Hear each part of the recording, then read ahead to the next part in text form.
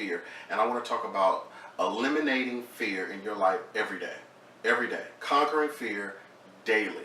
Because here's the thing. It's one thing to say, okay, I'm going to just, you know, never fear again. It's like, well, that's nice to say, but you really have to take it day by day. You have to take it day, because you never know what's coming. You never know what's going to challenge you, the things that are going to experience. You know, you're going to be tempted to be afraid, and fear doesn't always mean something's dangerous, which actually, as I'm going to define it in a minute, but it sometimes, you know, fear can be something good, like success.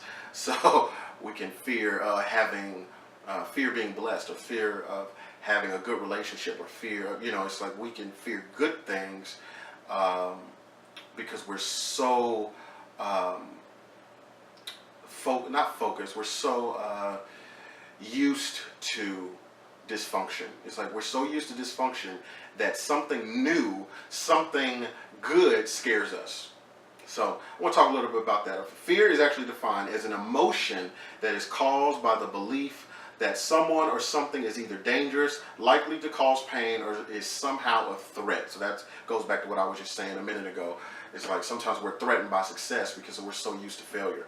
And that sounds strange, but it's like it happens. Sometimes we're threatened by someone loving us because we're so used to being abused. We're threatened by someone actually being concerned about our welfare, you know, being our friend, because we've never really had a true friend, you know what I mean? And that scares us. It's like, what do you want? Something must be going on because you're not acting the way other people act, or you look at a situation, you know what I mean? It's like, you should invest in this opportunity, or you should take this job, or you should let go of this job, or you should, you know, whatever it is that, you know, you feel like God is leading you to do.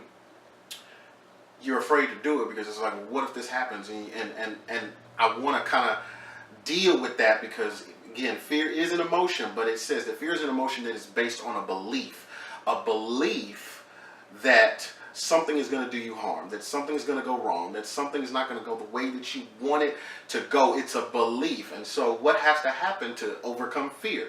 You have to change your belief. It's that simple. And here's the principle that you need, because, again, this is called, you know, it's the principle of the matter, right? The principle that you need to apply to that situation is this: belief in God's promises eliminates fear.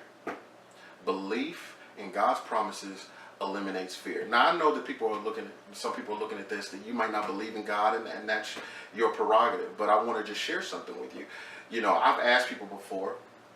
I've been mentoring and consulting for years now, and I ask people this question a lot about, is fear a normal part of life? And almost every time, almost 100% of the time, people say yes, because it's, you know, and I mean unbelievers, you know, whether you believe in God, you do believe in God, whether you're an atheist, whether you're a Buddhist, whatever it is your religion is, your culture, rich, poor, it doesn't matter.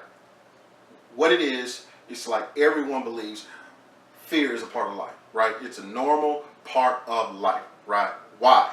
Because of the belief. It's so common that there's a belief, even amongst people who say they believe in God, that they truly don't trust that He'll do what He said He will do. It really comes down to that. There's a belief that God really is going to leave us hanging.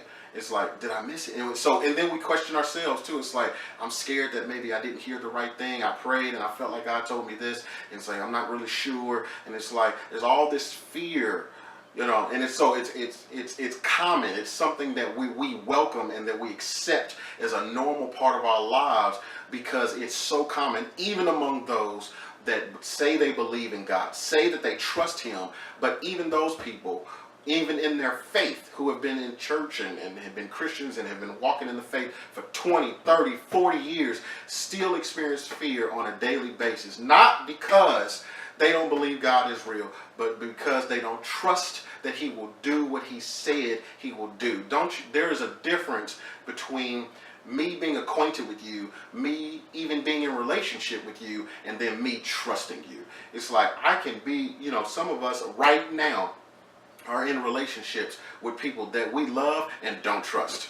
It's like, whoa, wait a minute, how you do that? Yeah, you can be connected to someone. You can know someone on your job. You can have someone in your family. You love them dearly, but you don't trust them. You know what's coming out of their mouth, they lying. You know that they not going to do right. You know. And so that's how we deal with God. It's like a lot of us, it's like we say we believe in God, if the principle is trusting God's promises, it's like, well, Lord, I love you, and I'm going to go to church, and I'm going to do the things that Christians do, but I truly still just don't trust you. And it's like we would never admit that, but the reason for fear is because we believe something else. So here's how we overcome fear. Here's how we make it practical. If you are experiencing fear to do something that you know you should be doing, fear in any aspect. I mean, I can't list all the scenarios, but you fill in the blank. Whatever the fear is that you're feeling, ask yourself one question. What have I believed that is contrary to what God said? Because that's where the fear is coming from. The fear is coming from you believing a lie instead of believing the truth. The truth makes you free. The truth empowers you. The truth makes you strong. You can't go wrong following the truth. Right? Fear comes when there's a lack of truth. And see, and again, this is where we miss this, because it's like, well, I've been in church for 30 years and I don't, it's like, but what about that business you should have started 20 years ago? It's like, what about, you should have wrote a book by now? What about that, you should have made up with your cousin over here by now? It's like, well, what were you afraid of? It's like sometimes, even though we say we believe in God, we can not reap the benefits of that relationship because of fear. And it's because and it all comes down to belief. It's like, what did you believe? You believe, it's like, if I can't reconcile with my family members, like if I reconcile with them, then it means I'm afraid to admit that I'm wrong. It's like, well, get over it. Let it go. It's like you're missing blessings because you won't admit that you don't know everything. Let me let you on a little secret. Everybody knows. They know you don't know everything. Let it go. Stop it. It's like, if you're afraid, it's like I'm afraid to take advantage of this position because, if I let this one go, then I'm really going to have to depend on God to provide for my family. It's like, well, let's back it up. You in church for 20 years, you teach in Sunday school, you singing in the choir, you on the praise team, you paying your tithes, and y'all always talking about Daniel in the lion's den. You always talking about how he opened the Red Sea. He does all this stuff, and y'all sing and y'all shout and y'all have a good time. But you can't trust God to pay bills. You can't trust him to deal with some rent. He's opening seas and closing the mouths of lions and sending angels to let people out of jail. But he can't take care of your electricity. Come on, man. It's like, we got to stop it. What have you believed in your heart that is contrary to what he told you?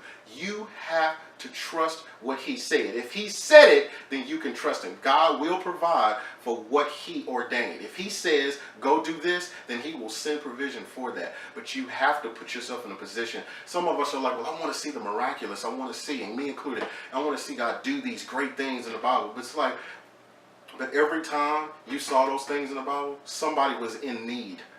Somebody put themselves in a position. When he opened the Red Sea, it wasn't just happenstance. People were chasing them to kill them. It's like when he, Daniel in the lion's den and that miraculous event, it was a sentence of death. They sent him to die. It's like you have to let God put you in situations where he can show himself that you can trust him. Now, I'm not suggesting that you just, get yourself in a dangerous situation just because. I'm saying, what has God said? And go off what he said. If you are feeling fear, if you're experiencing fear in any capacity, ask yourself, what is it that you're believing that God didn't tell you? Because that's where the fear is coming from.